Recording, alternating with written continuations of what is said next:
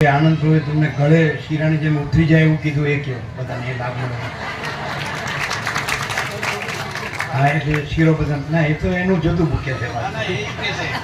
ના, તમને જે કીધું તમને કઈ રીતે પછી આ થોડું બાકી રહ્યું. હા, એટલે એક થોડું આ પેલું આનંદ પ્રભુએ તમને જે રસ્તામાં કીધું એ શીરાની જેમ ગળે ઉતરી જાય એવું, એ કયો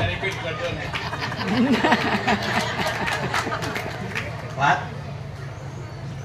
રમકડામાં બેઠા બેઠા વાતો હતો તો વિચાર કે જે પણ કયો એ ચાલતો હતો. આનંદ પ્રભુને એ પ્રકાશ છે એ પ્રમાણે કે આપણે છીએ જ. મુખ્ય વસ્તુ એ છે કે આપણે છીએ જ. હવે છીએ એની બધાને ખબર છે. કોણ એમ માને છે કે હું નથી? હાથ ઊંચો કરે છે કોઈ ન માનતું એવો. એવું નથી એવું કોઈ બોલતું હોય કે વિચારતું હોય કયો, કોઈનો હાથ ઊભો નથી થતો. એટલે કે આપણે છીએ તો ખરા જ.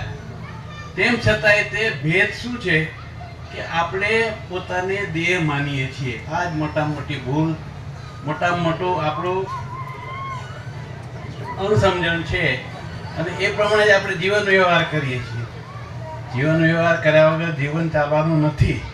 તેમ છતાંય તે અંદરની માન્યતા જે સાચી હોવી જોઈએ એ સુધારો કરવાનો છે એવું આનંદ પ્રભુએ મને ખાસ કીધું.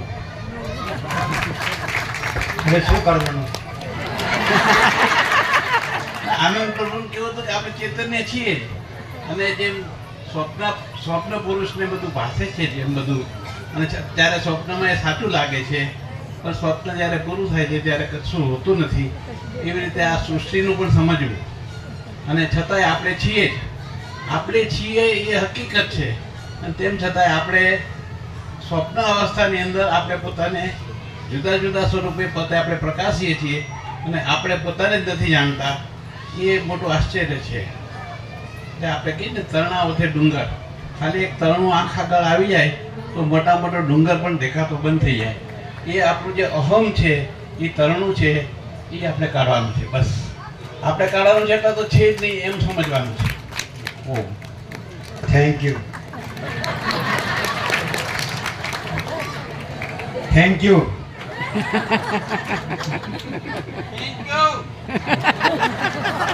આનંદ પ્રભુ.